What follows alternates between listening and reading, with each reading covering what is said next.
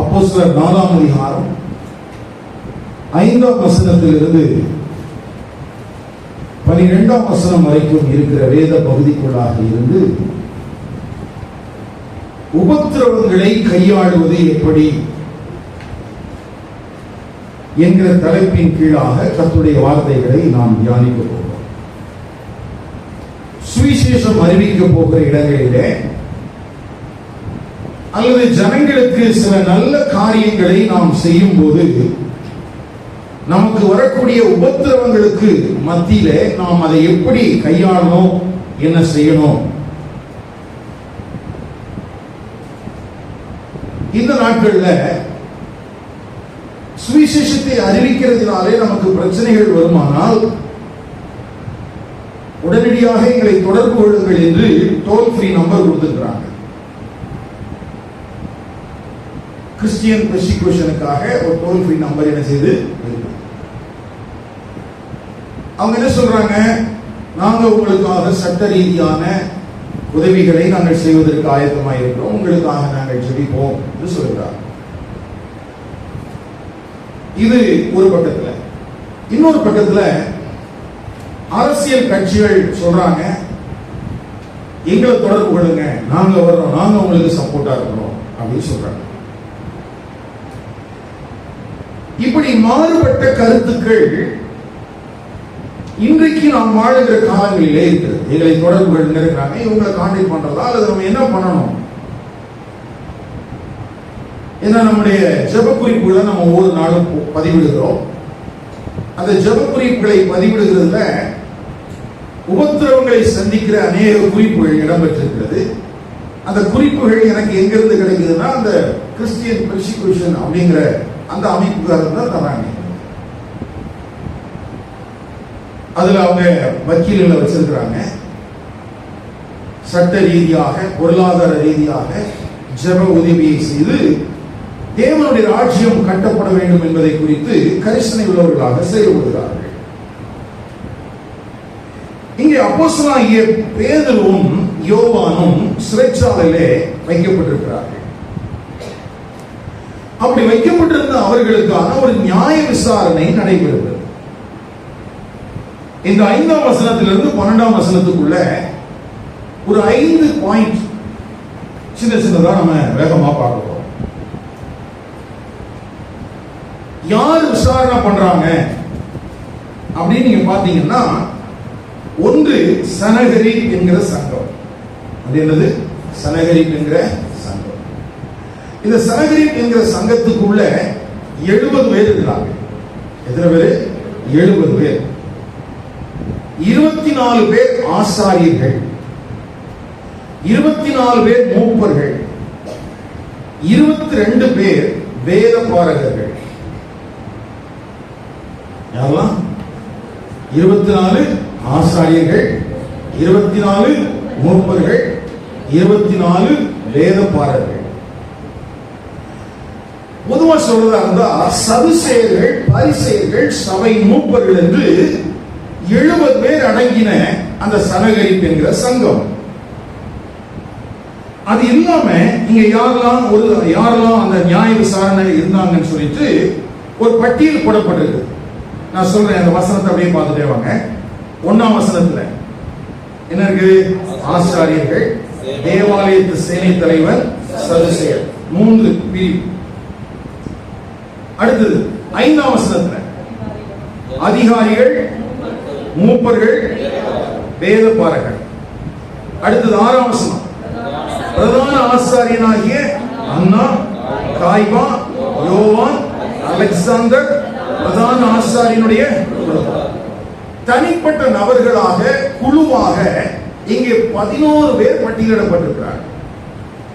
தனிப்பட்ட நபர்களாகவும் குழுவாகவும் எத்தனை பேர் பட்டியலிடப்பட்டிருக்கு? இப்ப இவங்க எல்லாம் சேர்ந்துதான் எத்தனை பேர் விசாரிக்க போறாங்க? 2 பேர். நல்ல அந்த வசனத்தை நீங்க கவனிச்சு பாத்தீங்கன்னா, விசாரணை யாருக்கு என்பது பெரிய கேள்வி. உண்மையாகவே இவர்கள் எல்லாரும் சேர்ந்து பேதுருவையும் யோவானையும் தான் நியாயம் விசாரித்தார்களா, அல்லது அவர்களுடைய நோக்கம் இயேசு கிறிஸ்துவை திரும்பவும் விசாரிப்பது போல விசாரிப்பதா, அல்லது பேதுருவும் யோவானும் சேர்ந்து இவர்களை எல்லாம் நியாயம் விசாரித்தார்களா என்பதை கூட நம்ம கவனிக்க வேண்டியது. அப்ப முதல் பாயிண்ட்ல விசாரணை கூட்டம் அப்படின்னு சொல்லும் போது சனகரிப் சங்கம் இருக்கிறாங்க. அது இல்லாம அங்க பட்டியல் போடப்பட்டிருக்கிற 11 விதமான அங்கே தனிப்பட்ட நபர்கள் குழுக்களை குறித்து எழுதப்பட்டிருக்கிறது. இப்போ அவங்க அத்தனை பேர் சேர்ந்து கேட்கிறாங்க. என்ன கேட்கிறாங்க? 7ஆம் வசனத்துல, நீங்கள் எந்த வல்லமையினாலே எந்த நாமத்தினாலே இதை செய்தீர்கள் என்று கேட்டார்கள். சரி, இதுல அந்த கேட்டார்கள் அப்படிங்கிற அந்த பதம் கிரேக்கத்துல ரொம்ப அர்த்தம் உள்ள ஒரு பதம். இதுக்கு 4 விதமான அர்த்தங்கள் இருக்கிறது. ஒன்று, ஒரு மனிதனிடத்திலிருந்து கற்றுக்கொள்வது. ஒரு மனிதனிடத்திலிருந்து கற்றுக்கொள்வது. 2, கேட்கிறவைகளிலிருந்து கற்றுக்கொள்வது. கேட்கிறவைகளிலிருந்து கற்றுக்கொள்வது. 3வது, விசாரிப்பது. 3வது விசாரிப்பது. 4வது, ஒரு இடத்துல கேட்டு இது என்ன அப்படின்னு சொல்லி அதிலிருந்து தகவல்களை பெற்றுக்கொள்வது. அப்ப அதை கேட்டார்கள் அப்படின்னு சொல்லி நமக்கு தமிழில் மொழிபெயர்க்கப்பட்டிருக்கிற அந்த வார்த்தைக்கு பின்னால இருக்கிற கிரேக்க பதம் 4 விதமான அர்த்தங்களை உடையது. அந்த அர்த்தம் எல்லாமே கற்றுக்கொள்ளுகிற அடிப்படையிலான கேள்வி. எந்த அடிப்படையிலான கேள்வி? சும்மா கேட்டாங்க அப்படின்னு இல்லை, அவங்க அதை தெரிந்து கொள்ள விரும்புகிறார்கள், அதிலிருந்து கற்றுக்கொள்ள விரும்புறாங்க. இவங்க சொல்லி விடுவோம். ஏன் இதை குறிச்சு பேசுறோம்னா, விசாரித்தார்கள் அப்படிங்கிற வார்த்தை எல்லாம் பழைய ஏற்பாட்டுல நிறைய இடத்துல இருக்கு. பழைய ஏற்பாட்டுல என்ன இருக்குது? விசாரணை, விசாரிப்பு அப்படின்லாம் இருக்குது. அந்த இடத்துல பயன்படுத்தப்பட்டிருக்கிற கிரேக்க வார்த்தைக்கும் இந்த இடத்துல பயன்படுத்தப்பட்டிருக்கிற கிரேக்க வார்த்தைக்கும் நிறைய வித்தியாசங்கள் இருக்குது. இது இன்னமும் கூடுதலான அர்த்தமுடைய ஒரு வார்த்தை. கூடுதலான அர்த்தமுள்ள ஒரு வார்த்தை. சரி, இப்போ இவ்வளவு ஒரு ஆழமான விதத்துல இந்த பேதுருவையும் யோவானையும் இவங்க நோக்கி ஏன் கேட்டாங்க? எதுக்காக அவங்க கேட்கிறாங்க? நீங்கள் எந்த வல்லமையினாலே எந்த நாமத்தினாலே இதை செய்தீர்கள்? உண்மையாகவே இவர்கள் கற்றுக்கொள்ள வேண்டும் என்கிற அந்த ஆர்வத்தில் கேட்டாங்களா? எந்த அடிப்படையில் அவங்க கேட்டாங்க அப்படிங்கிறதை நம்ம கவனிக்க வேண்டியது. ஒரு வேத பகுதியை வாசிக்கலாம். மத்தேயு எழுதின சுவிசேஷம் 26ஆம் அதிகாரம். மத்தேயு 26 65 66 வசனம். அப்பொழுது பிரதான ஆசாரியன்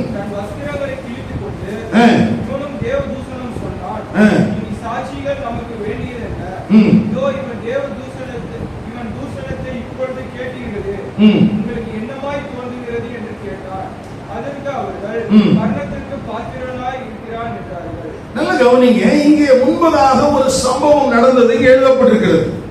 இயேசுவை இதே போல என்ன செய்றாங்க? இந்த பிரதான ஆசாரியன் விசாரிக்கிறான். அப்படி விசாரிக்கும் போது அவன் கேட்கிற கேள்வி எல்லாம் பாருங்க. 63வது வசனத்துல, நீ தேவனுடைய குமாரனாகிய கிறிஸ்துதானா? அதை எங்களுக்கு சொல்லும்படி ஜீவனுள்ள தேவன் பேரில் உன்னை ஆணையிட்டு. இங்கே அதே மாதிரிதான் கேட்கிறேங்கிறான். எதுக்காக கேட்டான்? ஒருவேளை அவர் பதில் சொன்ன உடனே அப்படியே அவரை ஏற்றுக்கொள்வதற்காகவா? சொல்லுங்க, எதுக்காக? இங்க அவன் கேட்டதுக்கு பின்னால என்ன இருக்குன்னா, அவனுடைய நம்பிக்கை ஜீவனுள்ள தேவன் அதோனாய், அந்த தேவனுடைய நாமத்துக்கு பங்கம் விளைவிக்க கூடிய விதத்திலே இவர்களுடைய பதில் இருக்குமானால் இவர்களை நியாயம் தீர்ப்பதற்காக, மரணத்துக்கு உரியவர்கள் என்று நியாயம் தீர்ப்பதற்காக. அப்ப தனக்குள்ள இருக்கிற ஒரு நம்பிக்கைக்கு ஏற்றார் போல, இணங்கினார் போல சொல்ல போகிறார்களா அல்லது அதற்கு முரண்பட்ட விதத்தில் சொல்ல போகிறார்களா என்பதுதான் அந்த கேள்விக்கு பின்பதாக மறைந்திருக்கிற காரியம். எந்த வல்லமை, எந்த நாமம், அது ஏன் அவன் தெரிஞ்சுக்கணும்னு நினைக்கிறான்னா, அதுக்கு பின்னால இதை வச்சுதான் அவன் என்ன செய்ய முடியும். அப்ப மரணத்துக்கு பாத்திரவான் அப்படின்னு சொல்லி இவனுக்கு தோணிடுச்சுன்னா உடனே ரோம அரசாங்கத்துக்கு போய் சொல்லி இவனை திரும்ப என்ன பண்ணிடலாம், சிரச்சேதம் பண்ணிடலாம். சரிக்கா? அப்போ ஒருவேளை அந்த ஆழமான அர்த்தத்தோடு கூடிய வார்த்தை அந்த இடத்திலே பயன்படுத்தப்பட்டிருந்தாலும் இவருடைய நோக்கம் என்ன அப்படின்னு கேட்டா, ஏதாவது ஒரு இடத்துல தாங்கள் கொண்டிருக்கிற தெய்வ நம்பிக்கைக்கு மாறான ஒரு காரியத்தை இவர்கள் சொல்லுவார்களானால் அதன் அடிப்படையில இவர்களை என்ன செய்யலாம், குற்றப்படுத்தலாம். ஏன்னா இப்போதைக்கு அவங்களை குற்றப்படுத்துவதற்கான முகாந்திரங்கள் எதுவுமே இல்லை. என்ன நடந்துச்சு? தேவாலயத்துக்கு போனாங்க. பிறவியாய் சப்பானியா இருந்த ஒரு மனிதன் இருந்தான். அவனை குணமாக்கினார்கள். முன்னே கொண்டு நிறுத்தினாங்க. அதை பார்த்தோன்னு ஒரு கூட்டம் வந்துச்சு. பிரசங்கம் பண்ணினாங்க. பரிசுத்த ஆவியானவர் ஒரு கிரியை செய்தார். 5000 பேர் ரட்சிக்கப்பட்டாங்க. இவ்வளவுதான் நடந்திருக்குது. இதுல குற்றப்படுத்துறதுக்கு என்ன இருக்குது? ஒண்ணும் இல்ல. இப்ப ஏதாவது ஒரு விதத்துல இவர்கள் என்ன செய்யணும், குற்றம் கண்டுபிடிக்கணும். அதுக்கு தான் இந்த கேள்விகளை என்ன செய்யறாங்க, கேட்கிறாங்க. ஒருவேளை கற்றுக்கொள்ள வேண்டும் என்கிற ஆர்வம் உள்ளவர்களை போல இதை சொல்லும் போது எனக்கு ஒரு சம்பவம் ஞாபகம் வருது. நான் வேதாகம கல்லூரியில் படித்துட்டு இருக்கும் போது எங்களுக்கு நாங்க படிச்சுட்டு இருக்கிற காலேஜ்ல இருந்து சர்ச்சுக்கு சர்வீஸ் அட்டன் பண்றதுக்கு சைக்கிள் கொடுத்துருந்தாங்க. அப்ப நாங்க ஒயிட் கலர் ஷர்ட்டும் ஒயிட் கலர் பேண்ட்டும் போட்டு ஒரு அப்போ 30-35 பேர் இருந்தோம். சைக்கிள் எல்லாரும் வர்றதை பார்க்கும்போது அந்த பகுதியே எங்களை அப்படியே வேடிக்கை பார்ப்பாங்க. ஆனா எங்கிட்ட ஒரு எச்சரிப்பு சொல்லப்பட்டிருந்துச்சு. என்ன எச்சரிப்பு அப்படின்னா, ஒரு குறிப்பிட்ட பகுதிக்கு வரும்போது யாராவது உங்களை நிறுத்தி ஜெபிக்கிறதுக்கு வாங்க, எங்க வீட்டு நாங்க சுவிசேஷத்தை கேட்கறதுக்கு ஆவலா இருக்கிறோம் அப்படின்னு சொல்லி யாராவது ஆசையோடு கேட்டா கூட நீங்க கவனமா இருங்க. ஏன்னா ஏற்கனவே அந்த பகுதியில் அப்படி ஒரு ஊழியக்காரரை கூட்டிட்டு போயிட்டு அவங்க என்ன செஞ்சிருக்கிறாங்க, அடிச்சிருக்கிறாங்க. அதனால நீங்க கவனமா இருங்க. நல்ல கவனிங்க.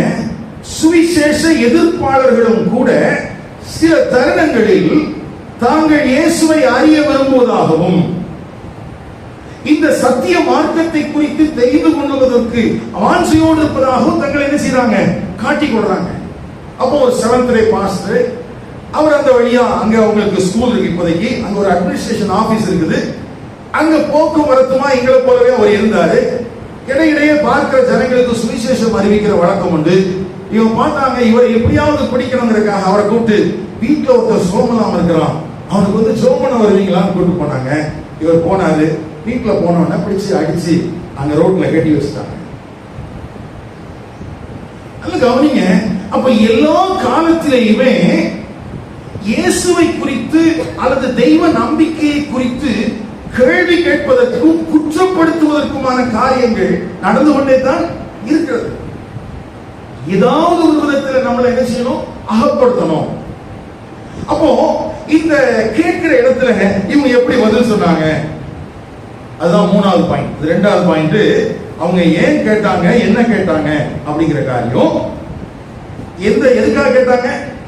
கேட்ட கேள்வி ரொம்ப ரொம்ப என்ன சொல்றது, ஆழமான அர்த்தமுள்ள கேள்வி. ஆனா என்ன பண்ணாங்க, எந்த வச்சதோட தான் கேட்கிறாங்க, தங்களுடைய தெய்வ நம்பிக்கைக்கு மாறான விதத்திலே இவர்கள் பதில் சொல்வார்களானால் இவர்களை அதனால என்ன செய்யலாம், குற்றப்படுத்தலாம். இப்போ 8ஆம் வசனம் ரொம்ப நம்ம கவனிக்க வேண்டிய ஒரு காரியம். அப்பொழுது பேதுரு பரிசுத்த ஆவியினாலே நிறைந்தார். நல்லா கவனிங்க. பரிசுத்த ஆவியானவரை குறித்து புதிய ஏற்பாட்டு திருச்சபைக்கு எழுதப்பட்டிருக்கிற 5 காரியங்கள் இருக்கிறது. ஏற்கனவே நாம் அறிந்திருக்கிற ஒன்றுதான். என்ன? நாம் மறுபடியும் செழிப்பிக்கப்படுகிறதிலே பரிசுத்த ஆவியானுடைய செயல்பாடு இருக்கிறது. நம்மை முத்திரித்து இருக்கிறார், நமக்குள்ளே வாசம் பண்ணுகிறார். இது எல்லாம் ஞானஸ்நானம் பண்ணப்பட்டிருக்கிறோம் அவருடைய சரீரமாகிய சபையிலே. இது எல்லாம் ஒரு முறை மாத்திரமே நிகழ்ந்து விடக்கூடிய ஒரு நிகழ்வு. ஆனால் பரிசுத்த ஆவியானவருடைய நிரப்பப்படுதல் என்பது மாத்திரம் திரும்பவும் திரும்பவும் நமக்குள்ளே நடக்க வேண்டிய ஒன்று. ஆனா இந்த திரும்பவும் திரும்பவும் நடக்க வேண்டிய நிகழ்வுக்கு நம்ம என்ன ஃபார்முலா வச்சிருக்கிறோம்னா, நம்ம ஏற்கனவே சொல்ற மாதிரி அல்லது நம்ம செஞ்சுட்டு இருந்த மாதிரி கரங்களை நல்லா வேகமா தட்டுவது, வேகமா பாடல்களை பாடுவது, அந்த நேரத்தில் நாம் அந்நிய பாஷைகளை பேசுவது என்று அதைத்தான் பரிசுத்த ஆவியினாலே நிறைவது என்று நாம் நினைத்துக் கொண்டிருக்கிறோம். ஆனால் இங்க யோசிச்சு பாருங்க, அப்போஸ்தலர் 2ஆம் அதிகாரத்திலேயும் பரிசுத்த ஆவியினால் நிறைந்த காரியங்கள் எழுதப்பட்டிருக்கிறது. அங்க என்ன நடந்துச்சு? அங்கே வெளிப்பிரகாரமான அநேக காரியங்கள் நடந்தது. சத்தம் உண்டாயிற்று, பாஷைகளை பேசினார்கள், எல்லாம் இருந்துச்சு. ஆனா இங்கே நடந்தது இப்ப அதெல்லாம் ஒண்ணும் சொல்லல. இப்ப இந்த பரிசுத்த ஆவியினால நிறைதல் என்பதை குறித்தும் சில விஷயங்களை நம்ம தெளிவாக புரிந்து கொள்ள வேண்டியது இருக்கு. சரி, இப்ப பரிசுத்த ஆவியினால நிறைந்து அவர்களை நோக்கி ஜனத்தின் அதிகாரிகளே, இஸ்ரவேலின் மூப்பர்களே என்று அவன் என்ன செய்யறான்? பேசாம. நல்ல கவனிங்க. இப்போ பெர்சிக்யூஷன் அந்த ஆர்கனைசேஷனுக்கு நம்ம தகவல் சொல்லலாமா அல்லது கட்சியில் இருக்கிறவங்களுக்கு நம்ம தகவல் சொல்லலாமா என்று கேட்டால், இங்க பேதுரு நமக்கு கற்றுக் கொடுக்கிற பாடம் என்ன அப்படின்னு கேட்டீங்கன்னா, அவன் பரிசுத்த ஆவியினாலே நிறைந்து என்ன செய்தானா? பேச ஆரம்பிச்சான். எங்கிருந்து இவன் கற்றுக்கிட்டான்? எப்படி இவனுக்கு தெரியும்? மத்தேயு சுவிசேஷம் 10ஆம் அதிகாரம் 18 இருந்து 20.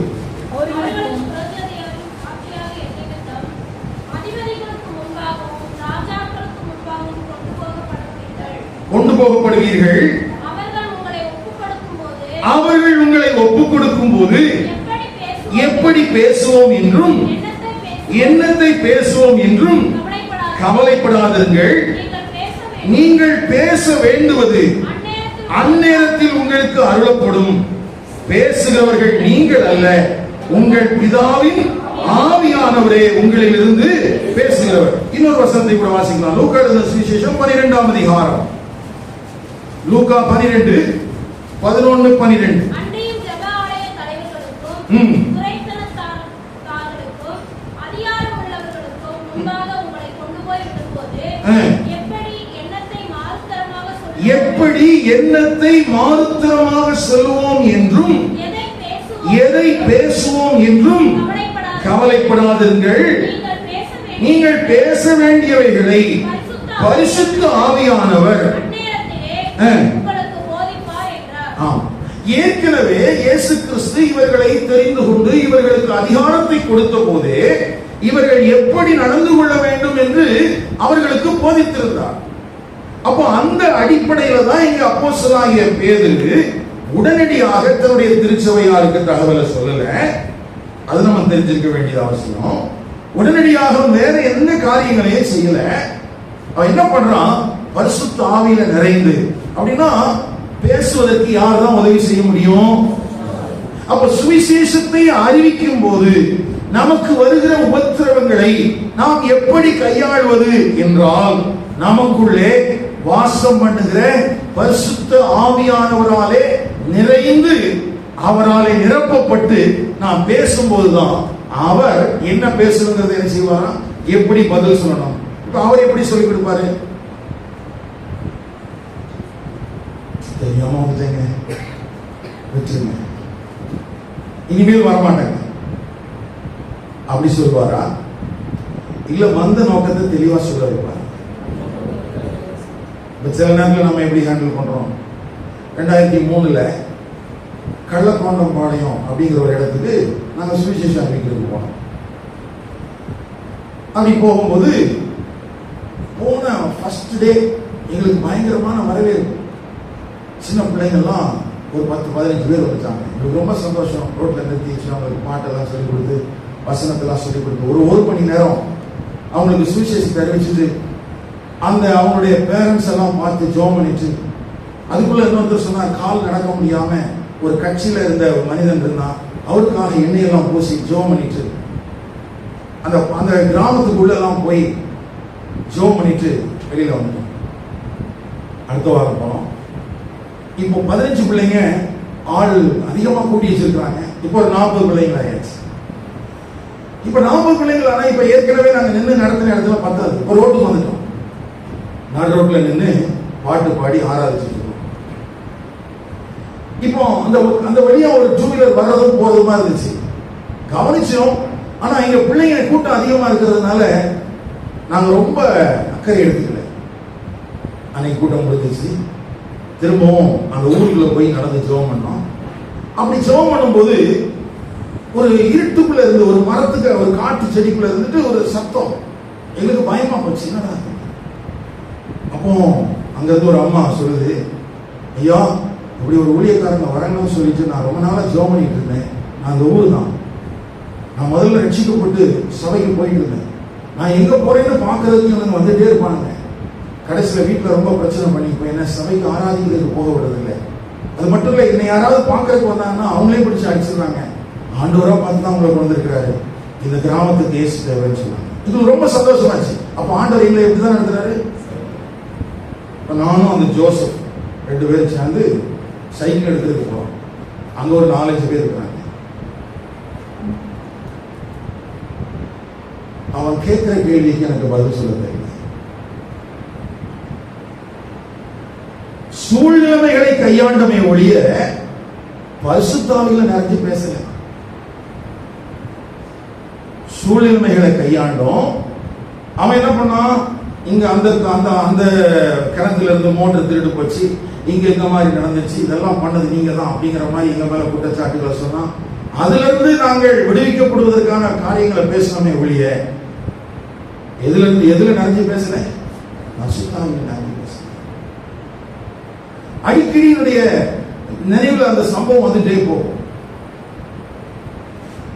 ஒருவேளை அவர்கள் என்னை அடிக்க நினைத்தார்களா அல்லது உதவி என்ன உபத்திரவப்படுத்த நினைச்சாங்களா, ஒன்னும் செய்யல. ஆனா திரும்ப அந்த பகுதிக்கு நாங்க போக முடியல. அந்த பகுதிக்குள்ள போகும்போது அந்த ஜனங்கள் எங்களை எதிர்க்கிறதுக்கு ஆரம்பத்திலே ரெடியா இருக்கான். ஆனா அந்த இடத்துல எனக்கு கற்றுக் கொடுத்த ஒரு பாடம் என்னன்னா, இப்போ இந்த வசனத்தை படிக்கும் போது பேதுரு என்ன பண்றாரு, பேதுரு பரிசுத்த ஆவியிலே நிறைந்து, அப்ப பரிசுத்த ஆவியினால நிறைந்து அவர் எனக்கு என்ன சொல்லுகிறாரோ அதன் அடிப்படையிலே நான் பேசி இருந்திருப்பேனால் ஒருவேளை அந்த பட்டணத்துக்கு அந்த கிராமத்துக்கு ஒரு விடிவு வந்திருந்தது. ஆனா எனக்கு அந்த தெளிவு இல்லாததுனால நான் என்ன பண்ணேன், அந்த சூழலை கையாளுவதற்கு பேசினேன். இனி வரக்கூடாது, அவ்வளவுதானே, வரல போ அப்படிங்கிற மாதிரி நான் பேசிட்டு வந்துட்டேன். நல்லா கவனிங்க, அநேக நேரங்களிலே ஒருவேளை உங்களுக்கும் இந்த அனுபவம் இருக்கலாம். நீங்களும் சுவிசேஷத்தை அறிவிக்க போற இடத்துல யாராவது உங்களை மிரட்டும் போது, சரிங்க நான் இனி வரல அப்படின்னு சொல்லிட்டு நம்ம என்ன செஞ்சிருக்கலாம், அந்த பகுதியில இருந்து வந்திருக்கலாம். இப்போ அப்படி சொல்றதுதான் சரி அப்படின்னா பேதுரு என்ன சொல்லி இருந்திருக்கணும், சரியா இனி நாங்க தேவாலயத்து பக்கம் என்ன செய்யறேன், அவன் அப்படியே சொன்னான்.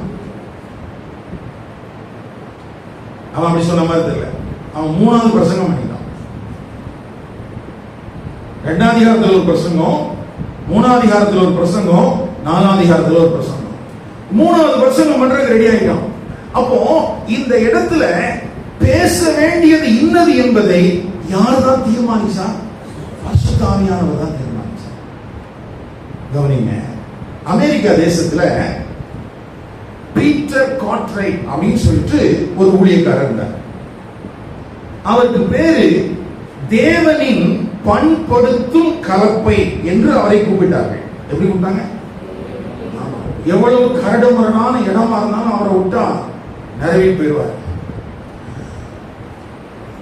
அதிகாரத்தை குறித்தோ அல்லது வேற எந்த அச்சுறுத்தலுக்கோ பயப்படுகிற மனிதன் அல்ல. அந்த பீட்டர் கார்ட்ரைட்ட ஒரு நாள் ஒரு சபையில பிரசங்கம் பண்ற கூப்பிடுறாங்க. அந்த சபைக்கு தான் அந்த நாட்களிலே இருந்த பிரசிடென்ட், அந்த தேசத்தினுடைய ஜனாதிபதி ஆண்ட்ரூ ஜாக்சன் வந்து அட்டெண்ட் பண்றதுக்கு வருவார். அமெரிக்காவுடைய 7வது ஜனாதிபதி. அப்போ அந்த கமிட்டிக்காரங்க சொல்றாங்க, ஐயா நீங்க எங்க சபைக்கு பிரசங்கம் பண்றதுக்கு வரணும், ஆனா ஒண்ணு எங்க சர்ச்சுக்கு தான் நம்ம ஜனாதிபதி வருவார், அதனால கொஞ்சம் நீங்க என்ன செய்யணும், கவனமா இருக்கணும் அப்படின்னு சொன்னாங்க. இவர் சரி அப்படின்னு சொல்லிட்டு வந்தார். இவங்க கூப்பிட்டுட்டாங்க, ஜனாதிபதி இருக்கிறார் அப்படின்னு சொன்னது. இவர் பார்த்தாரு. இப்போ கார்ட்ரைட் வந்து முன்னால நின்று பிரசங்கம் பண்றதுக்கு வரும்போது அங்க அந்த ஜனாதிபதி உட்கார்ந்து இருக்கிறாரு. அப்போ சொல்றாரு, இங்க ஜனாதிபதி வந்து சபையில் ஆராதிப்பதாக என்னிடத்துல கமிட்டிக்காரங்க சொன்னாங்க, அதனால கவனமா பேச சொல்லி என்கிட்ட சொல்லி இருக்கிறாங்க அப்படின்னு சொன்ன உடனே கமிட்டிக்காரங்க எல்லாம் பரவாயில்ல, இப்போ கார்ட்ரைட் வந்து திருத்திட்டார் போல, ஒன்னும் தப்பா பேச மாட்டார் அப்படி சொல்லிட்டு உடனே அவர் சொன்னாரு, ஆண்ட்ரூ ஜாக்சன் நரகத்துக்கு போனான், அதுக்கு நான் பொறுப்பாக முடியாது, ஆகவே அவர் மனம் திரும்ப வேண்டும் என்றார். முதல் பிரசங்கமே அதுதான். எதை சொல்லி கூட்டிட்டு வந்தாங்களோ அதுதான் இவர் என்ன செஞ்சாரு, முதல்ல சொன்னார். ஆண்ட்ரூ ஜாக்சன் மனம் திரும்ப வேண்டும். இப்ப பிரசங்க எல்லாம் முடிஞ்சது, எல்லாருக்கும் கமிட்டிக்காரங்களுக்கு எல்லாம் வேர்த்து கொட்டிடுச்சு, என்ன பண்ண போறாரோ அப்படின்னு. அப்போ முடிச்சது, ஆண்ட்ரூ ஜாக்சன் வர பீட்டர் கார்ட்ரைட்ட கை கொடுத்துச்சு. உன்னை மாதிரி உண்மையுள்ள நபர்கள் என்னுடைய ஆட்சி பீடத்தில் இருப்பார்களானால் உலகத்தையே நான் கலக்கி விடுவேன் என்று சொன்னார்.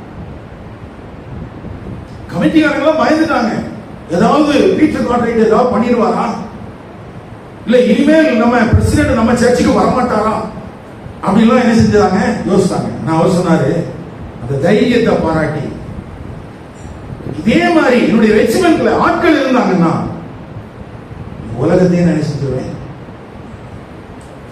நல்லா கவனிங்க, வேதத்தையும் வேதத்தினுடைய சத்தியங்களையும் நாம் பேசும்போது அதை குறித்த பார்வை நமக்கு எப்படி இருக்கிறது? ஒரு பக்கத்துல சத்தியம் பிரசங்கிக்கப்பட வேண்டும், எல்லா ஜனங்களும் ரட்சிக்கப்படணும், இதெல்லாம் ஜெபிக்கிற நம்ம தான் சோப்பு போடுற ஆட்களையும் கூப்பிடுறோம். ஹலோ, இருக்கிறீங்களா? எதுக்காக நம்ம கூப்பிடுறோம்? ஏதோ பிரச்சனை வந்துடக்கூடாது. நம்ம கூப்பிட்டு வச்சிருக்கிற ஆட்கள் அடுத்த முறை கூப்பிட்டா என்ன செய்யக்கூடாது? நான் சொல்றது புரியுதா உங்களுக்கு? இப்ப நீங்க ஒரு ஊழியம் செய்றீங்கன்னு வச்சுக்கோங்களேன், உடைய ஜெபம் எல்லாம் என்ன? எல்லாரும் ஜனங்களும் ரட்சிக்கப்படணும், எல்லாரும் சத்தியத்தை அறிகிற அறிவுடையணும், சத்தியம் சத்தியமாக போதிக்கப்பட வேண்டும். ஆனா கூப்பிடுற ஆள் யாரு? கூப்பிடுற ஆள் யாரு? சத்தியத்துக்கும் அவனுக்கு எந்த சம்பந்தமும் இருக்காது. ஏன்? நம்ம கூப்பிட்டு உட்கார வச்சிருக்கிற ஆளுக்கு எந்த பாதிப்பும் வந்துடக்கூடாது. அவன் நரகத்துக்கு போனாலும் பரவாயில்ல, அடுத்த முறை நான் கூட்டம் நடத்தும் போது அவன் எங்க வந்துடணும். ஆண்ட்ரூ ஜாக்சனை சபை தக்க வைத்துக் கொள்வதற்கு முயற்சித்ததை தவிர அவரும் மனம் திரும்பணும் அப்படிங்கறத சொல்றதுக்கு இன்னைக்கு யார் ஆயத்தமா இல்ல? சபை ஆயத்தமா இல்ல. நல்ல கவனிங்க, பரிசுத்த ஆவியினாலே நிறைந்தவர்கள் நியாய விசாரணை இல்லையா, சபைக்குள்ளேயே பேச முடியல. இன்னைக்கு எங்கே பேச முடியல? சபைக்குள்ளேயே பேச முடியல. சரி, இப்போ இந்த நியாய விசாரணை நேரத்துல பரிசுத்த ஆவியில நிறைய பேசுறாங்க. பரிசுத்த ஆவி எபேசியர் 5ஆம் அதிகாரத்திலையும் கொலோசையர் 3ஆம் அதிகாரத்திலையும் ஒரே விதமான காரியங்கள் எழுதப்பட்டிருக்கிறது. நான் கடந்த காலத்தில் உங்களுக்கு சொல்லியிருக்கேன் இல்லையா? சொல்லியிருக்கலாம். அப்படி சொல்லப்பட்டிருக்கிறதுல எபேசியர் 5ஆம் அதிகாரத்தில் பரிசுத்த ஆவியினால் நிறைய வேண்டும் என்பதை குறித்து எழுதப்பட்டிருக்கிறது. கொலோசியர் 3ஆம் அதிகாரத்தில் வசனத்தினாலே நிறைந்திருக்க வேண்டும் என்று எழுதப்பட்டிருக்கிறது. வசனத்துல நிறைந்திருக்கும். இப்ப பரிசுத்த ஆவியினால நிரம்புதல் என்ன, வசனத்தினால் நிரம்புதல் என்ன, இதனுடைய விளக்கம் என்ன அப்படின்னு பாத்தீங்கன்னா இதை குறித்து நிறைய முறை நம்ம கேட்டிருக்கிறோம். அதுல ஒரு எக்ஸ்ட்ரா ஒரே ஒரு பாயிண்ட், தேவ வசனத்தினால் நாம் நிறைந்திருக்கும் போது நாம் எப்படி வாழ வேண்டும் என்று அந்த வேத வசனம் எனக்கு போதிக்கிறது. நாம் எப்படி வாழ வேண்டும் என்று வேத வசனம் எனக்கு என்ன செய்கிறது? போதிக்கிறது. அப்போ வேத வசனத்தினால் நிறைந்த ஒரு வாழ்க்கை ஒரு மனிதனுக்கு தேவையா என்றால் ஆமா தேவை. பரிசுத்த ஆவியினாலே நிறைய வேண்டிய ஒரு மனிதன் ஆல்ரெடி அவன் எதுல நிறைஞ்சிருக்கணும்? வேத வசனத்தினால் நிறைஞ்சிருக்கணும். அப்பதான் வேத வசனம் எப்படி நான் வாழணும்ங்கிறது எனக்கு கற்றுக் கொடுக்கும். இந்த பரிசுத்த ஆவியானுடைய நிறைவு அந்த விருப்பத்தை நிறைவேற்றுவதற்காக கொடுக்கப்பட்டிருக்கிறது. அந்த விருப்பத்தை வேத வசனம் நான் எப்படி வாழ வேண்டும் என்பதை எனக்கு போதிக்கிறது. பரிசுத்த ஆவியானவரோ அது வாழ்வதற்கு தேவையான பலனை கொடுப்பதற்காக எனக்கு கொடுக்கப்பட்டது. அப்ப பரிசுத்த ஆவியினாலே நிறைந்து வேத வசனத்தினாலே நிறைந்து என்று சொல்லும் போது பரிசுத்த ஆவியானவர் நான் வாழ வேண்டிய விதத்தை குறித்து சொல்கிறார். என்ன சொல்றாரு? அழைக்கப்பட்ட அழைப்பிற்கு பாத்திரவான்களாக நடந்து கொள்ளுங்கள், புறவின ஜனங்களை போல நடவாதிருங்கள், அன்பிலே நடந்து கொள்ளுங்கள், வெளிச்சத்தின் பிள்ளைகளை போல நடந்து கொள்ளுங்கள், காலத்தை பிரயோஜனப்படுத்திக் கொள்ளுங்கள். இப்படி எல்லாம் வேதம் எனக்கு போதிக்குது. இத போதிக்கிற இந்த போதனைக்கு ஏற்றாற் போல நான் வாழுவதற்கு என்னை பலப்படுத்துவதற்காகத்தான் பரிசுத்த ஆவியானவர். அப்ப பரிசுத்த ஆவியானுடைய நிறைவும் வேத வசனத்தினுடைய நிறைவும் ஒரு மனுஷனுக்குள்ள சரியான விதத்தில் இருக்கும் போதுதான் அந்த மனிதன் தேவனுடைய விருப்பத்தை நிறைவேற்றுகிறவனாக என்ன செய்ய முடியும், காணப்பட முடியும். அப்போ எனக்குள்ள பரிசுத்த ஆவியானவர் இருக்கிறார், நான் பரிசுத்த ஆவி நிறைவினால் நடத்தப்பட வேண்டும் என்றால் உங்களுக்குள்ளே இன்னொரு காரியமும் தேவை இருக்குது. அது வேத வசனத்தினுடைய நிறைவு. என்ன நிறைவு? அந்த வேத வசனத்தினுடைய நிறைவு இருந்தா தான், வேத வசனம் தான் எனக்கு என்ன செய்ய முடியும், வழிகாட்ட முடியும். நான் என்ன செய்யணும், என்ன செய்யக்கூடாது. அன்பிலே நடந்து கொள்ளுங்கள் என்று சொல்லுகிற அதே வேதாகமம் தான் பரிசுத்தவான்களுக்கு ஏற்றபடி பொருளாசை உங்களிடத்திலே காணப்படவும் கூடாது. அப்ப இது எனக்கு எப்படி தெரியும்? வேத வசனம் இருந்தாலும் எனக்கு தெரியும். இதை எப்படி நான் என் வாழ்க்கையில கடைபிடிக்கிறது, எப்படி அதை சாத்தியப்படுத்துறது, அதுதான் பரிசுத்த ஆவியானவர். அப்போ பரிசுத்த ஆவியானவருடைய நிறைவு என்பதையும் வேத வசனத்தினுடைய நிறைவு என்பதையும் தனித்தனியாக அல்ல, எப்படிதான் பார்க்கணும், இணைத்தே தான் பார்க்கணும். ஆனா இன்னைக்கு இருக்கிற சபைக்குள்ள இருக்கிற பெரிய ஒரு துரதிர்ஷ்டம் என்னன்னா, பிரச்சனை என்னன்னா, நம்ம பரிசுத்த ஆவியானவருடைய நிறைவை குறித்து பேசின அளவுக்கு எதை குறித்து பேசல. அதனால வேதத்துக்கு முரண்பட்ட விதத்துல பரிசுத்த ஆவியானுடைய நிறைவு போய்விட்டது. அங்க வேதம் இல்லை. அப்போ பரிசுத்த ஆவியானவரால் நிறைந்திருக்கிறேன் என்று சொல்கிற எனக்குள்ள முதலாவது என்ன இருக்கணும் அப்படின்னு கேட்டீங்கன்னா, வேத வசனத்தை குறித்த ஒரு தனியாத தாகம் இருக்க வேண்டும். வேத வசனத்தை குறித்த ஒரு தனியார், ஒரு நிர்பந்தத்தின் அடிப்படையிலே நீங்கள் வேதத்தை வாசிக்கிறவர்களானால், ஐயா கவனியுங்கள், உங்களால் போதுமான அளவுக்கு வேதத்தை வாசித்து அதை உள்வாங்கிக் கொள்வதற்கு, அந்த வேத நீதியின் பிரமாணத்தை அறிந்து கொள்வதற்கு உங்களுக்கு மனமில்லாமல் இருக்குமானால் அது ஆபத்து. ஏன்னா இந்த வேத வசனம் தான் நான் எப்படி வாழணும் அப்படிங்கிறத காட்டி கொடுக்கும். அதை காட்டி கொடுக்கும் போது நம்ம உடனே ஜெபம் பண்ணுவோம், ஆண்டவரே இப்படி சொல்லியிருக்கீங்க, இப்படி வாழ்றதுக்கு எனக்கு பலன் தாங்கன்னா பரிசுத்த ஆவியானவர் என்னை பலப்படுத்துவார். பரிசுத்த ஆவியானவர் என்ன செய்வாரு? அப்போ வசனமே இல்லைன்னா என் மனசுக்கு தோன்றதெல்லாம் நான் சொல்லி ஜெபம் பண்ணிருக்கேன். நிறைய பேர் அப்படித்தான் இருக்கிறாங்க, ஒரு பேரலைஸ்ட் ஆன மாதிரி. அப்போ ஒரு ஸ்பிரிச்சுவல் அப்பிடைட் எனக்குள்ள இருக்கணும். வேத வசனத்துக்கு மேல எப்பொழுது பார்த்தாலும் வேதத்தை திருப்பி பார்த்து அதிலிருந்து ஏதாவது கற்றுக்கொள்ள முடியுமா, இது என்ன சொல்லுது, இது என்ன சொல்லுது இப்படின்னு சொல்லி ஒரு தேடக்கூடிய மனம் இருந்ததுன்னா இந்த வேத வசனம் என்ன என்ன செய்யுதுன்னா, நான் எப்படி வாழணுங்கிறது எனக்கு என்ன செய்யுது சொல்லி முடியும். உங்களுக்கு அப்படி ஒரு வாஞ்சை இருக்குதா? ஒவ்வொரு நாளும் வேதத்தை வாசிக்க வேண்டும் என்கிற வாஞ்சை இருக்கிறதா? நான் சொல்றேங்க, நீங்க ஆரம்பத்தில் வாசிக்கும் போது எல்லாமே புரிஞ்சிருக்கணும்னு அவசியம் இல்லை. எல்லாமே புரிஞ்சிருக்கணும்னு அவசியம் இல்லை. அது உங்களுக்கு மட்டும் இல்லை, எல்லாருக்கும் அப்படித்தான் இருக்கும். நான் ஒரு 25-30 வருஷத்துக்கு முன்னால எனக்குள்ள நிறைய குழப்பங்கள் இருந்த நாட்கள்ல ஜெபம் பண்ணேன். அப்ப ஆண்டவர் முதல் முறையா என்ன ரோமர் புஸ்தகத்தை வாசிக்கிறதுக்கு வழி நடத்தினார். அந்த முறை ரோமன் புஸ்தகத்தை வாசிக்கும் போது எனக்கு ஒண்ணுமே தெரியல. ஆனா ஒண்ணு மட்டும் புரிஞ்சது, நாம் கடைபிடித்துக் கொண்டிருக்கிற கிறிஸ்தவத்துக்கும் வேதத்திலே சொல்லி இருக்கிற கிறிஸ்தவத்துக்கும் ஏதோ ஒரு வித்தியாசம் இருக்குதுன்னு மட்டும்தான் தெரியுது. அவ்வளவுதான். ஆனா இன்றைக்கு படிக்கும் போதுதான் எனக்கு கொஞ்சம் கொஞ்சம் புரிய ஆரம்பிச்சது. இப்போ 2 முறை இந்த புஸ்தகத்தை நான் முழுசும் பிரசங்கம் பண்ணியிருக்கேன், 16 அதிகாரத்தை. இந்த 2 முறை பிரசங்கம் பண்ண பிறகுதான் கொஞ்சம் ரோமர் புஸ்தகம் என்ன ஆரம்பிச்சிருக்கு, புரிய ஆரம்பிச்சிருக்கு. அப்போ பைபிள் வாசிங்க அப்படின்னு சொன்ன உடனே என்னங்க எனக்கு புரியவே மாட்டேங்குது. உங்களுக்கு இல்லைங்க, எல்லாருக்கும் புரியாது. இன்னும் கூடுதலா அதுல நம்முடைய நேரங்களை என்ன செய்யணும், செலவிடணும். முதல் முறை நீங்கள் வாசிக்கும் போது உங்களுக்கு புரியாமல் இருந்தது, அடுத்த முறை புரிய ஆரம்பிக்கும்.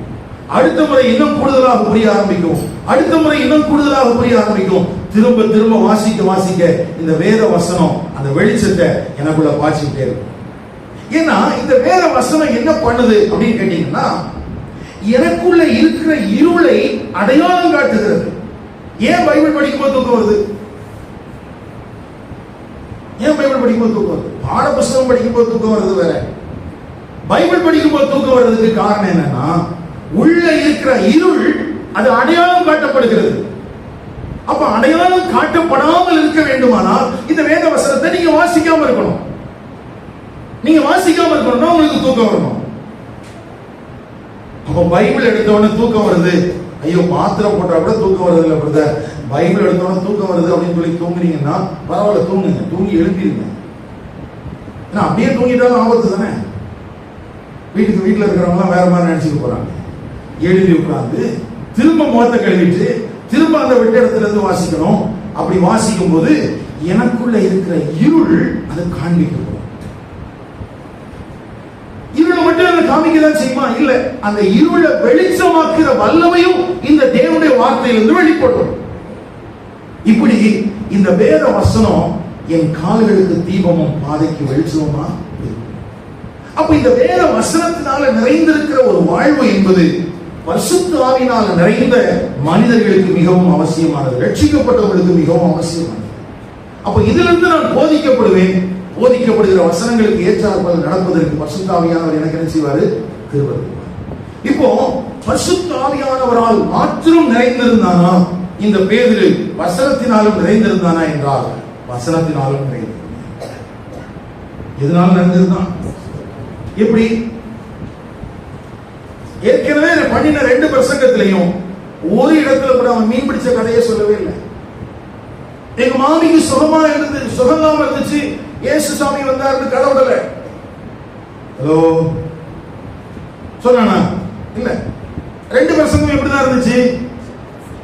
தீர்க்கதரிசன புஸ்தகத்தில் இருந்தும் வேத ஆகமங்கள்ல இருந்தும் வசனத்தை காட்டி சொல்லி இருக்கிறது இயேசுதான், நீங்க சொல்லி இருக்கிறது இயேசுதான் அப்படின்னு சொல்லி இயேசு கிறிஸ்து யார் என்பதை விளங்க பண்ணுகிற விதத்துல தான் பேசினானே ஒழிய மீன் பிடிக்க போன கதையோ. யோசிச்சு பாருங்களேன், எங்கேயாவது வலை கிளியத்தக்க மீன் பிடிப்பதற்கு ஆண்டவர் உதவி செய்தார்னா அவன் பிரசங்கம் பண்ணானா? ஏன் பண்ணல? இதுதான் சிலர் யோசிக்கிறாங்க. ஆமா இல்ல, பண்ணல. அவன் மாமியார் சோபலாம கிடந்த குச்சி அவனுக்கு ஒண்ணு கவலைப்பட்ட மாதிரி தெரியல. அப்போ எது அவனுடைய தேவை? இது எப்படி அவனுக்கு புரிஞ்சுது? அப்ப வேத வசனத்தினால் நிறைந்திருந்த அந்த பேதுரு பரிசுத்த ஆவியினாலும் நிறைந்திருக்கும் போது அவன் எதைதான் வெளிப்படுத்துறான்? வேத வசனம். யோசிச்சு பாருங்களேன், இப்ப நியாய விசாரணை நடக்குது. எத்தனை பேருக்கு இருக்கிறாங்கன்னு சொன்னேன் முதல்ல? 11 வகையான இல்லையா ஒரு குரூப் அல்லது தனிப்பட்ட இண்டிவிஜுவல் பர்சன். 11 கூட்டம், பெரிய ஒரு கூட்டம் இருக்குது. இவங்க 2 பேர் தான். இன்னொருத்தன் யாரு? சுகமானவன். இப்ப இவன் பதில் சொல்லணும். இப்ப பரிசுத்த ஆவியில நிறைந்து இவன் எந்த நாமம் எந்த வல்லமை என்பதை வெளிப்படுத்துறது. என்ன கேள்வி அதுதானே? எந்த நாமம், இதை எப்படி வெளிப்படுத்துறது? வேத வசனத்தில் இந்த காலை நேரத்தில் ஒரு ஆரோக்கியமான கிறிஸ்தவ வாழ்க்கை வாழுகிற ஒரு தேவனுடைய பிள்ளையின் ஜீவியத்தில் 2மே இருக்க வேண்டும். எதெல்லாம்? வேத வசனம் இருக்கணும், பரிசுத்த ஆவியானுடைய நிறைவோடு கூடிய ஒரு வாழ்வும் இருக்கணும். இதுல ஒண்ணு மட்டும் இருந்தாலும் ஆபத்து. வசனம் அப்படிங்கிறதுல மட்டுமே கான்சன்ட்ரேஷன் பண்ணனாலும் அது சரியானது இல்லை. அல்லது ஜெபம் அல்லது பரிசுத்த ஆவியானுடைய நிறைவு என்கிறதுல மட்டும் கவனத்தை செலுத்தினாலும் சரியில்லை. 2லையும் நிறைஞ்சிருக்க வேண்டியது அவசியம். 2லையுமே சரி. இப்போ 3 பாயிண்ட் முடிஞ்சிருச்சு. 4வது பாயிண்ட். இப்ப என்ன பேச ஆரம்பிக்கிறான்னா 9ஆம் வசனத்தில் எப்படி இருக்கு? பிணியாளியா இருந்த இந்த மனுஷனுக்கு செய்யப்பட்ட உபகாரம். அவன் பயன்படுத்துற வார்த்தை ரொம்ப கவனிக்கும். என்ன தமிழுக்கு? நமக்கு தமிழ் என்ன போட்டிருக்காங்க? உபகாரம். இங்கிலீஷ்ல குட் டீட். ஈஸி ரீடிங் பைபிள்ல நல்ல காரியம். அதனாலதான் நான் போட்டிருக்கிறேன், நல்ல காரியம் செய்யும் போது வரும் உபத்திரவங்களை கையாளுவது. ஐயா, பிறவி சப்பானியா இருந்த மனிதன் நடந்தது குற்றமா? இன்னைக்கு நம்ம சுவிசேஷம் அறிவிக்க போகிற இடத்துல படிப்பு கொடுக்கிறோம், மருத்துவ உதவிகளை கொடுக்கிறோம், சரீர பிரகாரமாகவும் சுகமாக்குறார்கள். சரீர பிரகாரமான நன்மைகளையும் ஜனங்கள் பெற்றுக் கொள்கிறார்கள். நம்முடைய தேசத்துல கடந்த ஒரு 200 ஆண்டுக்குள்ள வந்திருக்கிற சமூக சீர்திருத்தங்களுக்கு பின்பதாக இந்த சுவிசேஷம் இல்லையா? இந்த சுவிசேஷத்தை சுமந்து வந்தவர்கள் இல்லையா?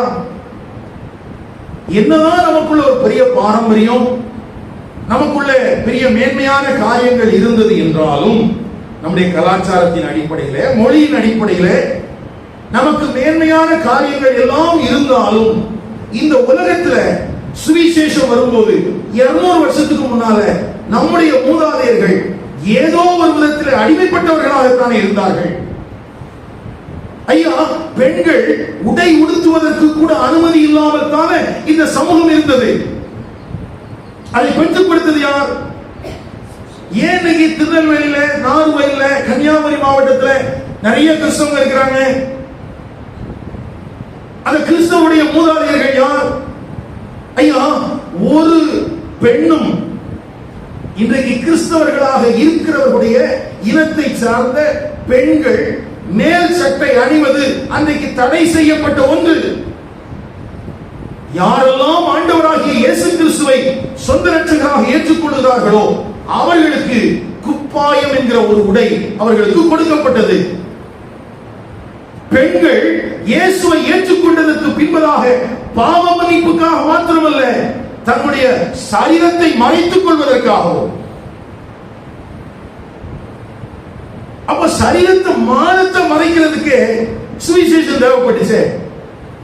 இன்னைக்கு அதே ஊர்ல இருக்கிறோம்னா இல்லைன்னா அதுக்கு காரணம் என்ன தெரியுமா? இந்த மனிதனுடைய பாவ இயல்பினுடைய தீமை அவ்வளவு வலிமையானது. யோசிச்சு பாருங்க, எங்க பாட்டிக்கும் எங்க தாத்தாவுக்கும் எங்க பாட்டிக்கு மேல் சட்டை போடுறதுக்கு உரிமை கொடுக்காத இந்த சமுதாயம், ஆனால் அதை பெற்றுக் கொடுத்தது இந்த சுவிசேஷம். அப்படின்னா யாருக்கு நான் நன்றியா இருக்கணும்? இல்லையே, இல்லையே. இன்னைக்கு 4 தலைமுறை 5 தலைமுறை வந்துருச்சு. இப்ப படிச்சாச்சு. இப்ப நுனி நாக்கில் அவனால இங்கிலீஷ் பேச முடியுது, லட்சங்களை சம்பாதிக்க முடியுது. இப்ப சொல்றான் கடவுள் இல்லைன்னு. இதை உன் தாத்தாட்ட சொல்லியிருக்கணும், உன் பாட்டிட்ட சொல்லியிருக்கணும். நீ இந்த அறிவை கொடுத்தது யாரு? சுவிசேஷம். ஆனா அதை உணர முடியாம இருப்பதற்கு காரணம் என்னன்னா, பாவ மனித இயல்பினுடைய தீமையும், இந்த பாவ மனித இயல்பினாலே மனிதனுக்குள்ள இருக்கிற குருட்டு தன்மையும் மரணித்த நிலைமையுமே. அதுதான் உணர மாட்டேங்கிறான். கல்வி கொடுத்தது யாருங்க? இன்னைக்கு காலேஜ்ல ஸ்கூல்ல எல்லாம் போயிட்டு என்னெல்லாம சொல்றான். 200 வருஷத்துக்கு முன்னால எங்க போயிருந்த நீ? இல்லையா? பெண்கள் படிக்க கூடாதுன்னு சொல்லும் போது நீ எங்க இருந்த? கால் முடமாகி இருந்த சாராள் தனக்கு கிடைத்த பணத்தை எல்லாம் இந்த ஊருக்கு அனுப்பி கொடுத்து ஸ்கூல் ஆரம்பிச்சாரே, அப்ப நீ எங்க இருந்த? அப்போ வருத்தப்பட்டவனும் பிரயோஜனம் இல்லை. பாவ இயல்பினுடைய அந்த குருட்டு தன்மை எப்படிதான் இருக்கும்? இப்படிதான் இருக்கும். என்ன நன்மை செஞ்சாலும் சரி. ஐயா, பிறவி சப்பானி ஒருவன் நடக்கிறான் என்றால் நீ சந்தோஷப்படவல்ல வசித்திருக்கணும். ஒருவன் பார்வை அடைந்திருக்கிறான் என்றால், ஒருவன் விடுதலை அடைந்திருக்கிறான் என்றால் ஜனங்கள் என்ன செஞ்சிருக்கணும்? பரவாயில்லப்பா, சந்தோஷம். எந்த வல்லமையில செஞ்சிருந்தாங்க, எந்த நாமத்துல செஞ்சிருந்தாங்க, நல்லா இருக்கிற நாமத்தை என்னால முடியல அப்படின்னு சொல்லி இருந்திருக்கணும்.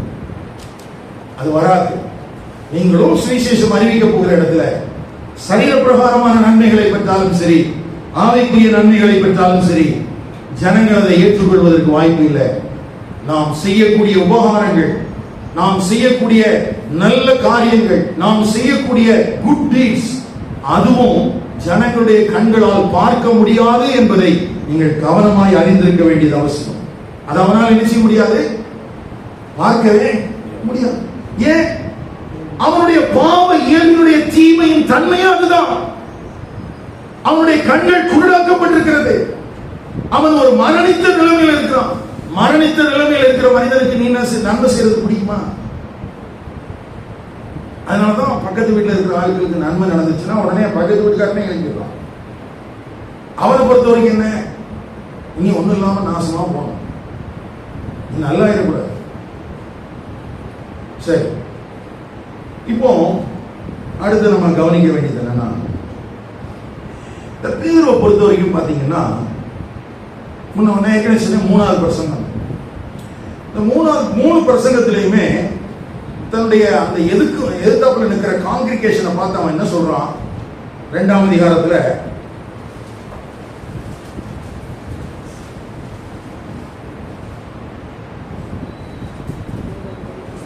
23 பாருங்க. அந்த இயேசுவை நீங்கள் பிடித்து அக்கிரமக்காரருடைய கைகளினாலே சிலுவையில் ஆணி அடித்து கொலை செய்தீர்கள்.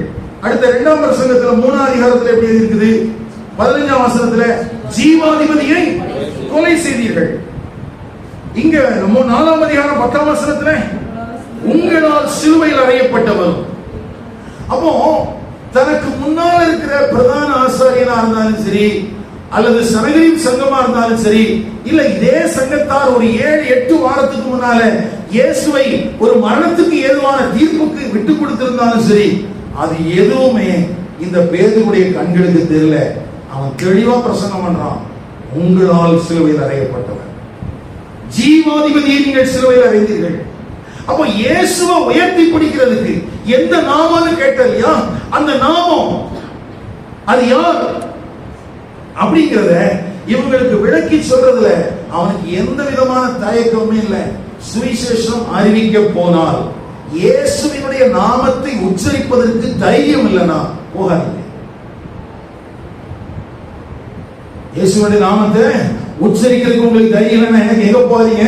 ஆமா, பூசி பொழுதுறதுக்கு இல்ல, குருடாக்கப்பட்டவனுடைய கண்கள் திறக்கப்படும்படிக்கு, மானியத்தினுடைய நிலைமையிலே மாற்றங்கள் உண்டாகும்படிக்கு நீங்களும் நானும் பரிசுத்த ஆவியினால் நிறைந்த வார்த்தைகளை தான் பேசும்படியாக அழைக்கப்படும். ஒருவேளை இன்னைக்கு சொல்லப்படுகிற தியாலஜியா சரியா இருந்திருந்தா பேதுரு என்ன பேசியிருந்திருக்கணும்? எஜமான்களே, எதுக்கு கோபப்படுவீங்க? உங்க மத்தியில் உள்ள ஆளு தானே நானு. மீன் பிடிச்சிட்டு இருந்தையா, என் வாழ்க்கையை மாத்தினாரியா, உங்க வாழ்க்கையை மாத்துவாரு சொல்றதுக்கு வந்திருக்கையா அப்படின்னு மொழிகிட்டுல போயிருந்திருப்பான். அங்க பரிசுத்த ஆவியானவருக்கு என்ன வேலை? அவன் சொல்றான், சனகரி சங்கத்தை பார்த்து, உங்களால் சிலுவையில் அறையப்பட்ட, தேவனால் மரித்தோரிலிருந்து எழுப்பப்பட்ட நசரனாகிய இயேசு கிறிஸ்துவின் நாமம். எந்த நாமத்தினாலே அற்புதம் நடந்தது? அந்த நாமத்துக்கு சொந்தக்காரர் யார்? உன்னால் சிலுவையில் அறையப்பட்டவரும் தேவனால் மரித்தோரிலிருந்து எழுப்பப்பட்டவரும் ஆகிய நாசரேத்தூர் இயேசு கிறிஸ்து என்கிற நாமமே. இதுல என்ன இருக்குது? இதுல என்ன அப்படி என்ன அவர் தைரியமா பேசிட்டார் அப்படின்னு நீங்க நினைக்கிறீங்களா? நம்ம இப்படி பேசுறது இல்லையே. நம்ம என்ன செய்யறது இல்ல, இப்படி பேசுறது இல்ல. ஏன்னா இதை குறித்து நம்ம கவனிக்க வேண்டிய இன்னொரு காரியம் என்னன்னா, அடுத்த அந்த தொடர்ச்சி அப்படி இருக்கு பாருங்க. நாமத்தினாலேயே இவன் உங்களுக்கு முன்பதாக சொஸ்தமாய் நிற்கிறான் என்று உங்கள் எல்லாருக்கும், இஸ்ரவேல் ஜனங்கள் எல்லாருக்கும் தெரிந்திருக்க கடவுது அப்படின்னு சொல்லிட்டு மிக முக்கியமான ஒரு பகுதியை தொடர்றார். அவர் என்ன சொல்றாரு? வீடு கட்டுகிறவர்கள் ஆகிய இருங்க. இந்த வசனம் எங்க இருக்குதுன்னா 118ஆம் சங்கீதத்தில் இருக்கு. 118ஆம் சங்கீதம் 22வது வசனம்.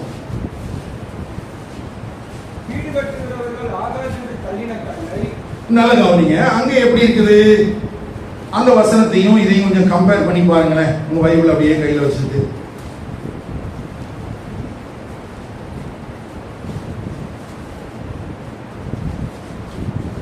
வீடு கட்டுகிறவர்கள் அப்படின்னு போட்டிருக்குது, பொதுவா இருக்கு இல்லையா? இங்க எப்படி இருக்குது? உங்களா. சரியா? சரி, இன்னொரு வசனத்தையும் பார்க்கலாம். மத்தேயு 21. இயேசு கிறிஸ்து இதே வசனத்தை யூஸ் பண்ணியிருக்கிறார். அவர் எப்படி யூஸ் பண்ணியிருக்கார் பாருங்க. இயேசு அவர்களை நோக்கி, வீடு கட்டுகிறவர்கள் ஆகாதென்று தள்ளின கல்லே மூலைக்கு தலைக்கல்லாயிற்று, அது கர்த்தராலே ஆயிற்று, அது நம்முடைய கண்களுக்கு ஆச்சரியமாய் இருக்கு. நல்ல கவனிங்க, சங்கீதம் 118:22ல இனி நடக்க போகிற ஒரு காரியம் தீர்க்க தரிசனமாக உரைக்கப்பட்டிருக்கிறது. இயேசு கிறிஸ்து அந்த இடத்துல பேசும்போது சொல்கிற வார்த்தை, இந்த தீர்க்க தரிசன வசனம் நிறைவேற போகிறது என்று சொல்கிறார். அப்போஸ்தலனாகிய பேதுரு இந்த வார்த்தை உங்களில் நிறைவேறிவிட்டது என்று சொல்கிறார். ஒரே வசனம் தான். எப்படி இருக்குது? ஒன்று தீர்க்க தரிசனமாக நிறைவேற போகிறது என்று சங்கீதத்தில் வாசிக்கிறோம். இயேசு கிறிஸ்து சொல்லும் போது என்ன சொல்றாரு? இது நிறைவேற போகிறது. யார் நிராகரிக்கிறார்களோ அவர்கள் மூலமாக இந்த வசனம் என்ன செய்ய போகிறது? நிறைவேற போகிறது என்று சொல்கிறார். இப்போ பேதுரு என்ன சொல்றாரு? நீங்க உங்களால தான் நிறைவேறுச்சு. அப்போ இவங்களை பார்த்து என்ன சொல்றாருன்னா, யாரை பார்த்து? ஜனகரிக் சங்கத்தில் இருக்கிற பிரதான ஆசாரியன் அண்ணா காய்பா. இந்த அண்ணா காய்பாலாம் ஈஸியான நாட்கள். அங்க நீங்க வாசி பார்த்தீங்கன்னா அந்த நாட்களின் பிரதான ஆசாரியன் காய்பா. ஆனா அதுக்கு முன்னால இருந்தவன் தான் யாரு? காய்பாவுடைய மாமனார் அண்ணா. அவன் பிரதான ஆசாரியனே இல்லை, ஆனால் தன்னையும் அந்த பிரதான ஆசாரியன் என்று அழைத்துக் கொண்டிருந்தான். நம்ம ஊர்ல முன்னாள் முதல்வர் அப்படின்லாம் சொல்றாங்க இல்லையா? முன்னாள் பிரதமர், முன்னாள் ஜனாதிபதி அப்படின்னா என்ன இருக்கும்? அவங்களுடைய அந்த பதவிக்கு ஏற்ற, அதிகாரத்துக்கு ஏற்ற எல்லா பலன்களையும் என்ன செஞ்சுட்டே இருப்பாங்க? அனுபவிச்சுட்டே இருப்பாங்க. அந்த மாதிரி இவன் பதவி வெறி பிடித்தவன். அப்படி பதவி வெறி பிடித்தவனுக்கு முன்னால சொல்றான், வீடு கட்டுகிறவர்களாகிய உங்களால். அப்போ இந்த இடத்துல அந்த குற்றம் சாட்டுகிற யாரும் இவர்களுக்கு பேர் என்ன கொடுக்கப்பட்டிருக்குது? வீடு கட்டுகிறவர்கள். என்ன வீடு கட்டுறவங்க? சரி, அது போகணும். என்ன பார்க்கணும்? உங்களால் என்ன செய்யப்பட்டது? அற்பமாய் எண்ணப்பட்ட அவரே. அப்போ சங்கீதத்துல தீர்க்கதரிசனமாக சொல்லப்பட்ட ஒன்று, இயேசு கிறிஸ்துவின் மூலமாக எச்சரிக்கப்பட்ட ஒன்று, இது நிறைவேற போகுதுன்னு சொன்னது, அது நிறைவேறிச்சுன்னு சொல்றான். இயேசு இதை சொல்லும் போது அங்க என்ன நடந்துச்சு? மத்தேயு 21 அந்த கடைசி வசனத்தை பாருங்க. ஆமா, நிறைவேற போகுதுன்னு சொன்ன உடனே என்ன பண்ணா? இப்ப நிறைவேறிச்சுன்னா என்ன சொல்லுவாங்க? சொல்ல புரியுதா? நிறைவேற போகுதுன்னு சொன்னதுக்கு அவரை படிக்கிறதுக்கும் கொலை பண்றதுக்கும் வகை தேடினார்கள் என்றால், இப்போ உங்கள்ட்ட என்ன செஞ்சிருச்சுக்கிறான்? நேரடியான குற்றச்சாட்டு. நான் தான் கேட்டேன், உண்மையாகவே நியாய விசாரணை யாருக்கு? பேதுருவுக்கும் யோவானுக்குமா, அல்லது நியாய விசாரணை பண்ணிட்டு இருக்கிறாங்களே அந்த சனகரின் சங்கத்துக்கா? என்ன பொறுத்த வரைக்கும் சனகரின் சங்கத்தார் நியாயம் விசாரிக்கப்பட்டு இருக்கிறாங்க. உங்களால் சிலுவையில் அறையப்பட்டவர், உங்களால் தள்ளிவிடப்பட்டவர், உங்களால் அற்பமா எண்ணப்பட்டவர், அந்த நாமம் தான் யார்? இவன் என்ன செஞ்சிருக்குது? அப்போ இந்த இடத்துல நல்லா கவனிச்சு பாருங்களேன். இயேசு கிறிஸ்துவை இவன் யாராக இவர்களுக்கு அடையாளம் காட்டுகிறான்னா, மூலைக்கல். யாராக? இந்த கல் அப்படிங்கிற பதம், ராக் என்கிற பதம் பழைய பாட்டில் நிறைய முறை பயன்படுத்தப்படுகிறது. அது அதிகமாக கிறிஸ்து என்கிற மேசியாவை வெளிப்படுத்தக்கூடிய ஒன்றாக இருக்கிறது. யாரை வெளிப்படுத்துகிறது? கிறிஸ்துவை வெளிப்படுத்துகிறது. இப்ப இந்த கிறிஸ்துவை வெளிப்படுத்தக்கூடிய இந்த கல்லை குறித்து அவன் பேசும்போது இங்கேயும் தெளிவாக உங்களால் என்று அழுத்தமாக அவன் பேசியிருக்கிறான். அப்படின்னா என்ன அர்த்தம்னா, நீங்கள் அதை சொல்லும் போது இப்படி சொல்லலாம். அவன் பேசின வார்த்தை அந்த சனகரின் சங்கத்தில் இருந்த ஜனங்களுடைய இருதயத்தினுடைய அவலட்சணங்களை எல்லாம் வெளிப்படுத்திற்று. எப்படி? இவன் பேசின வார்த்தையினால அங்க வெளி தோற்றத்துல அண்ணா காய்பா எல்லாரும் எப்படி நின்று இருக்கிறாங்க? பிரதான ஆசாரியனாக, சேனை தலைவனாக, ஆசாரியனாக எல்லாம் நின்று இருக்கிறாங்க. அவனுடைய இருதயத்தினுடைய அவலட்சணங்களை இது என்ன செய்கிறது? வெளிப்படுத்துகிறது. அப்போ சுவிசேஷம் அறிவிக்கும் போது உபத்திரவம் வருகிறது. ஒரு நல்ல காரியத்தை செய்யும் போது என்ன வருகிறது? உபத்திரவம் வருகிறது. இப்ப பரிசுத்த ஆவியில நிறைஞ்சு பேசுறான். பேசுற நேரத்துல என்ன பேசப்படுகிறது? பேசப்படுகிற வார்த்தை எப்படி இருக்குது? கேட்கிற அல்லது துன்பப்படுத்த நினைக்கிற மனிதனுடைய இருதயத்தின் அவலட்சணங்களை வெளிப்படுத்துகிற ஒன்றாக இருக்கிறது.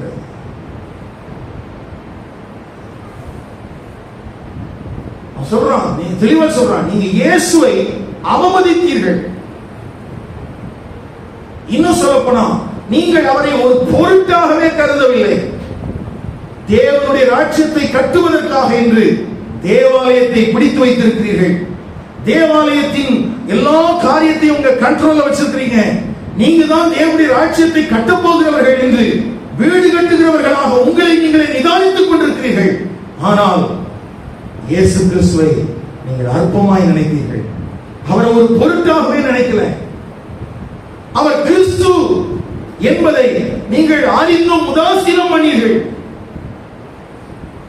யோவான் எழுதின சுவிசேஷம் 8ஆம் அதிகாரம் 12ஆம் வசனம். மறுபடியும் இயேசு ஜனங்களை நோக்கி, நான் உலகத்திற்கு ஒளியாயிருக்கிறேன் என்றார். என்னை பின்பற்றுகிறவன் ஜீவ ஒளியை அடைந்திருப்பான் என்றார். நல்ல கவனிங்கயா, அவன் பேதுரு சொல்ற வார்த்தையுடைய அர்த்தம் என்னன்னா, இந்த ஜீவனுள்ள ஒளியை பார்க்க முடியாதபடிக்கு பிரதான ஆசாரியனுடைய கண்கள் குருடாக்கப்பட்டிருந்தது. இந்த வெளிச்சத்தை அவனால பார்க்கவே முடியல. இந்த ஜீவ ஒளி என்ன செய்ய முடியல, அவனால பார்க்க முடியல. அவன் குருடனா இருக்கிறான். ஜனத்தின் அதிகாரியா இருக்கலாம். அவங்க அட்ரஸ் பண்ணும்போது என்ன வார்த்தை சொல்ற பாருங்க, 2 வார்த்தை இருக்கியா. ஜனத்தின் அதிகாரிகளே, இஸ்ரவேலின் மூப்பர்களே, நீ யாரா வேணாலும் இருக்கலாம். ஆனா உலகத்திற்கு ஒளியா இருக்கிறேன் என்று சொன்ன இந்த நாசரேத்து இயேசு கிறிஸ்துவை பார்ப்பதற்கு உன்னுடைய கண்கள் திறந்திருக்கவில்லை. நீ அவரை அற்பமாய் எண்ணினாய், நீ அவரை இகழ்ந்தாய், நீ அவரை அவமானப்படுத்தினாய், அவரை நிராகரித்தாய். அந்த இயேசுவின் நாமமே, அந்த இயேசுவின் வல்லமையே இந்த பிறவி சப்பானியை குணப்படுத்தி இருக்கிறது.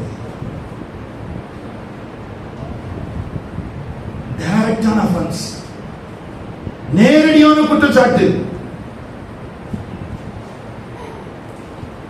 அப்போ பரிசுத்த ஆவியினால நிறைந்து நாம் எப்படி சூழலை கையாளுறதுன்னா, நம்ம நினைக்கிற மாதிரி எப்படி இருந்திருக்காது.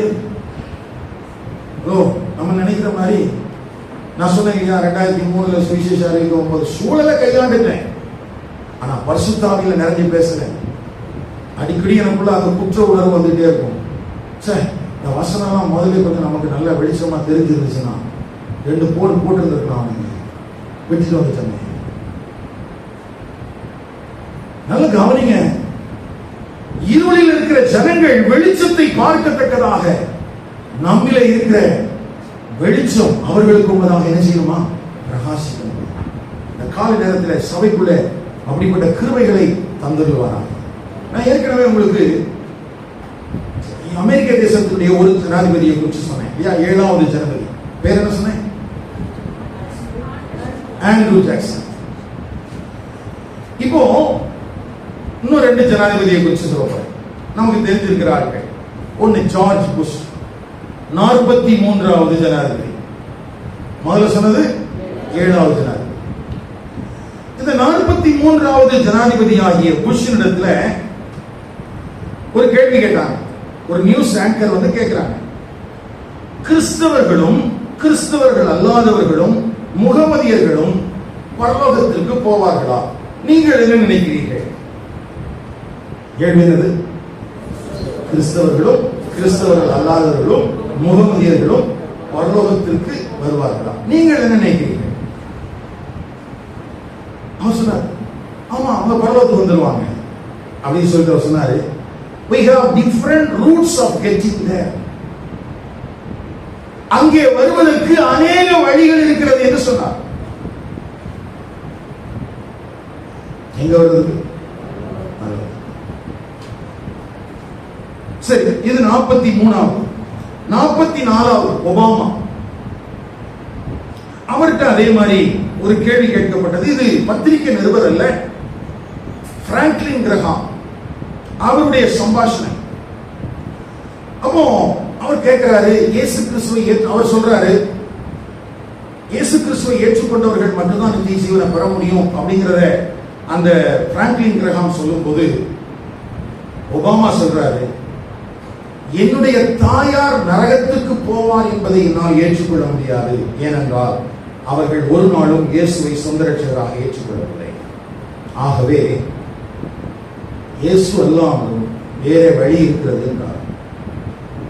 யாரு? இன்னைக்கு இருக்கிற டொனால்டு ட்ரம்பை ஏன் தூக்கி பிடிக்கிறாங்க ஜனங்கள்?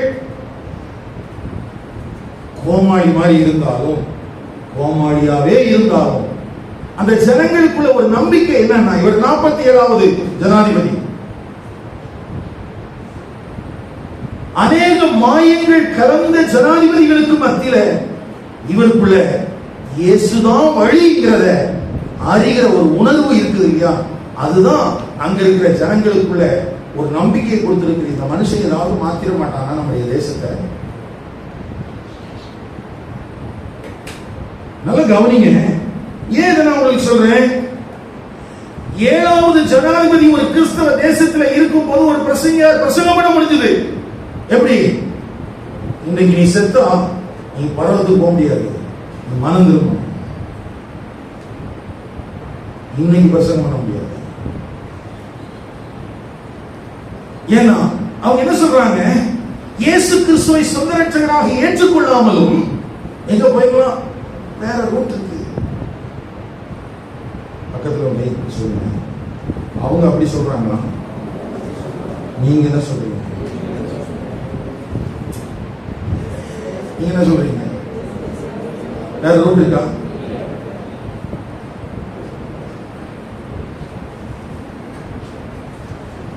நல்ல கவனிங்க. பாவத்திலும் அக்கிரமத்திலும் மரித்த மனிதர்களுக்கு ஒரு நற்செய்தி இருக்கிறது. என்ன நற்செய்தி? ரட்சிப்பு உனக்கு இருக்கிறது. எனக்கு உனக்கு ரட்சிப்பு. ஆனா அந்த ரட்சிப்புக்கு இயேசு தான் வழி. யார் தான் வழி? இது யார் தீர்மானிச்சா? ஆதி சபை தீர்மானித்ததா அல்லது சபை கமிட்டியா சேர்ந்தவங்க தீர்மானிச்சாங்களா? இல்ல அமெரிக்கா தேசத்துல இருக்கிற ஒபாமாவும் ஜார்ஜ் புஷும் தீர்மானிச்சாங்களா? யார் தீர்மானிச்சது? தேவனே தீர்மானித்தார்.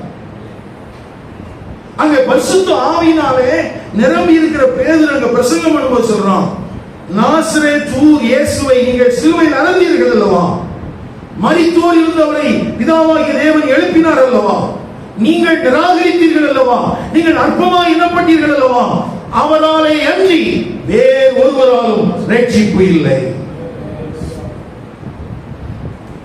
எவ்வளவு அழுத்தமான செய்தி பாருங்க. நீ கொலை செய்த தேவனால் எழுப்பப்பட்ட, நீ அற்பமா எண்ணின அந்த இயேசு அவர்தான் ரட்சகர். அவரால் இன்றி வேற ரட்சிப்பு இல்லை. நாம் ரட்சிக்கப்படும்படிக்கு வானத்தின் கீழங்கும் மனுஷர்களுக்குள்ளே அவருடைய நாமமே இல்லாமல் வேறொரு நாமம். எந்த நாமம் கேட்டல்ல, எந்த வல்லமன் கேட்டல்ல, இந்த நாமம் தான், இந்த வல்லமை தான். இதுதான் இவனை குணமாக்கிட்டு, இதுதான் உன்னையும் குணமாக்க முடியும்.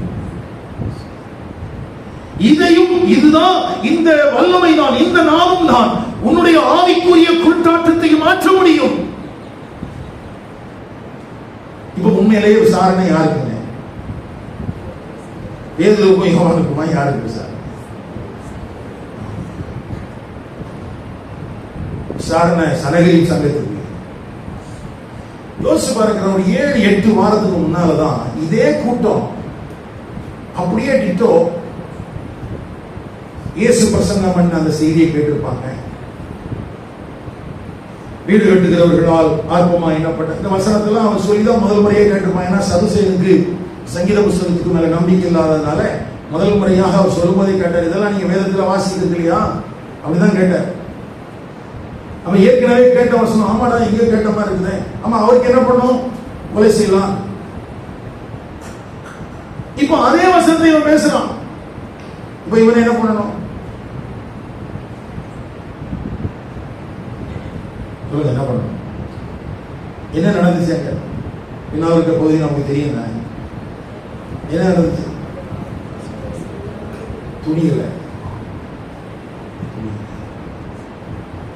அப்போ கர்த்தராகிய இயேசு கிறிஸ்துவின் நாமத்தின் நிமித்தம், சுவிசேஷத்தின் நிமித்தம், நாம் செய்யக்கூடிய நல்ல காரியங்களின் நிமித்தம் நமக்கு பாடுகள் வரும்போது அதை நாம் எப்படி கையாளுகிறோம் என்பது மிக முக்கியம். ஏன்னா அந்த கையாளுகிற விதத்துல இந்த உலகத்தினுடைய ஐடியாலஜி அல்லது உலகத்தினுடைய ஐடியாலாம் உள்ள வரக்கூடாது. முற்றிலுமாக நாம் பரிசுத்த ஆவியானவரால் நடத்தப்பட வேண்டும். உலகத்தின் பார்வையின்படி பார்த்தா பேதுரு செய்தது ரொம்ப முட்டாள்தனம். ஏன்னா இப்பதான் சபை ஆரம்பிச்சிருக்கு. இன்னைக்கு இப்படி ஒரு வசனத்தை பேசிட்டு நாளைக்கு இவனை தூக்கி வெட்டிட்டாங்கன்னா, இவனை சிறைச்சேதம் பண்ணிட்டாங்கன்னா, புதுசா வந்திருக்கிற சபையை யார் நடத்துறது? இன்னைக்கு இருக்கிற ஒரு சபை தலைவர் இப்படி பேசி இருந்தால் சபையில கமிட்டியாரங்க என்ன சொல்லுவாங்க? என்ன இருந்தாலும் கொஞ்சம் நம்மால் ஞானமா பேசியிருக்கணும்ல, ஆண்டவர் அறிவுக்கு உனக்கு கொடுத்திருக்கிறார்ல, சொல்லுவாங்களா சொல்ல மாட்டாங்களா? ஆனா அப்ப பேதருக்கு அறிவு இல்லையா? அறிவு இருந்திருக்கலாம். ஆனா இயற்கைக்கும் அப்பாற்பட்டவர்கள் பரிசுத்த ஆவியானவராலே கட்டுப்பாடு செய்யப்பட்டு ஆளுகை செய்யப்பட்டு என்னத்தை பேசணுமோ அதை 4 வார்த்தையில நறுக்குன்னு பேசுறதுக்கு அவனை நடத்தின தெய்வம் நம்மையும் நடத்தும். அப்படி ஒரு வாஞ்சை இருக்கணும், அப்படி ஒரு வைராக்கியம் இருக்கணும்.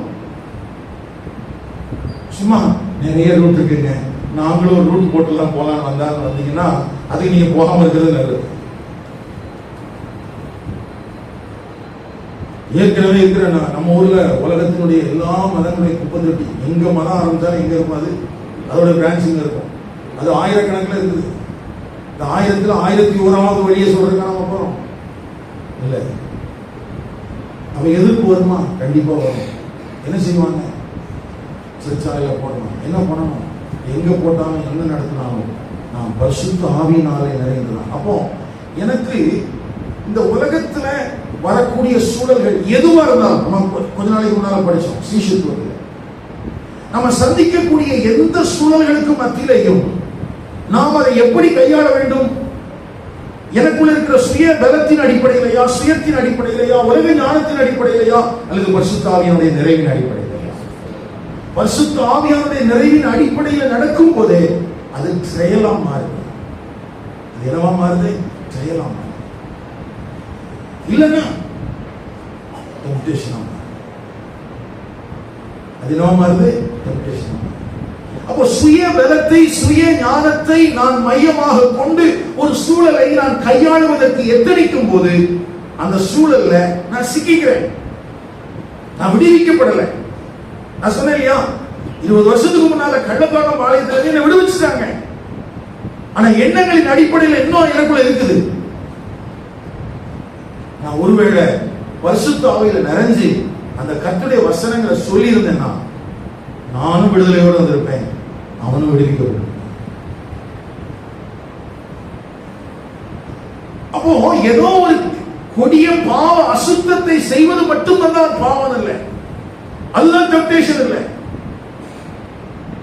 நம்ம காம்ப்ரமைஸ் பண்ணி போறதுக்கு என்னங்க காரணம்? எதுக்கு பிரச்சனை? எதுக்கு?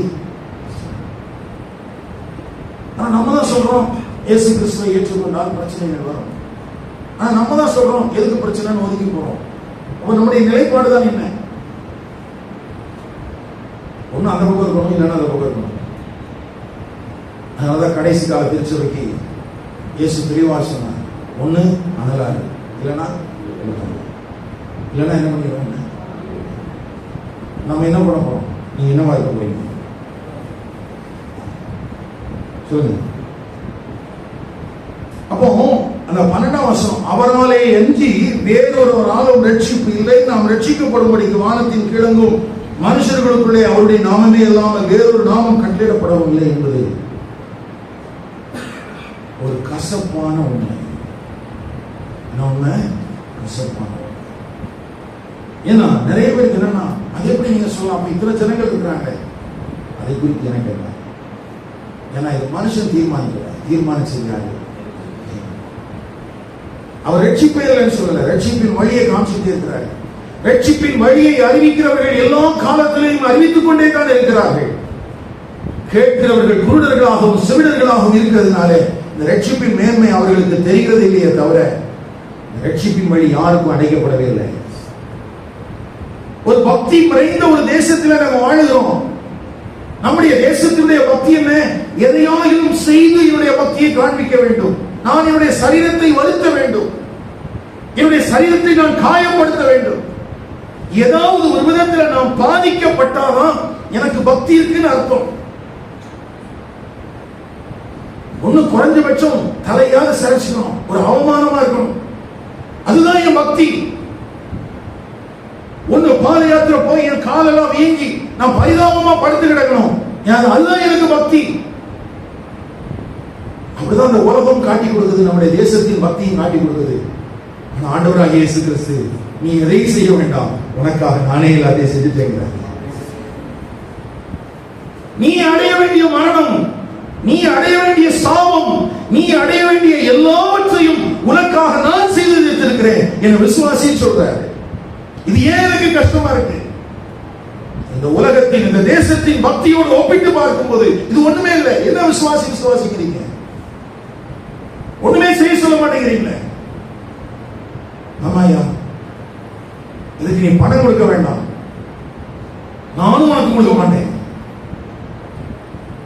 நீ இதற்காக பக்தி கருத்தை எந்த வேஷங்களையும் கழித்துக் கொள்ள வேண்டாம்.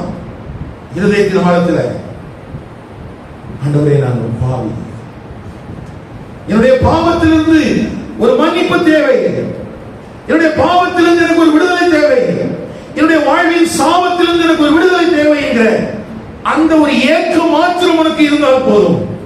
அவரை நோக்கி கூப்பிட்டார், அந்த இரட்சகர் உன்னை விடுவிப்பார்.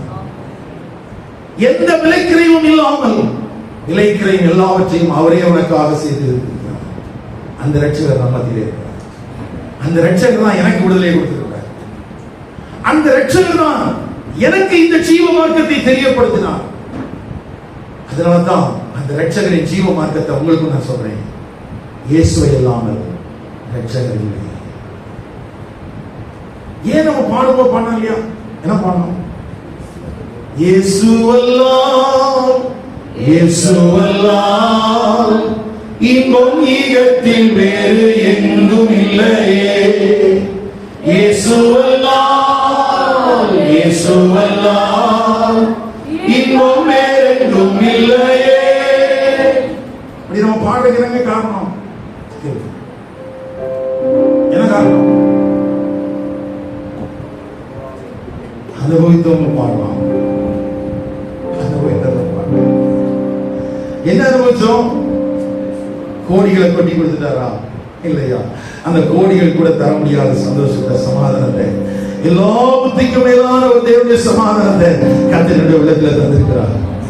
எந்த விதமான விலைக்கிரயமும் இல்லாமல், எந்த விதமான பக்தியுடைய வேஷமும் இல்லாமல் கிருபையாக அவருடைய இரத்தத்தினால் எனக்கு இந்த மீட்பு கிடைத்திருக்கிறது.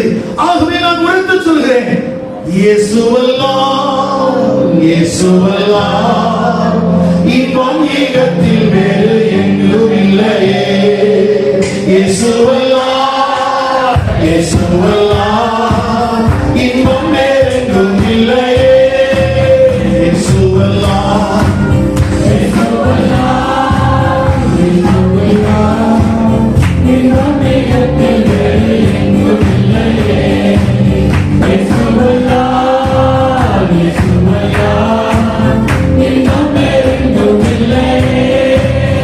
ஆனந்தமாக அங்கரை பாடுவே ஆசையவர் ஆத்துமாவிக்கே ஆட்சிகள் அருளும் ஆனந்தமா ஆண்டவரே சுபலால் பிள்ளையே. இயேசுவல்லால், இயேசுவல்லால் இன்பம் ஈகத்தில் வேறு எங்கும் இல்லையே.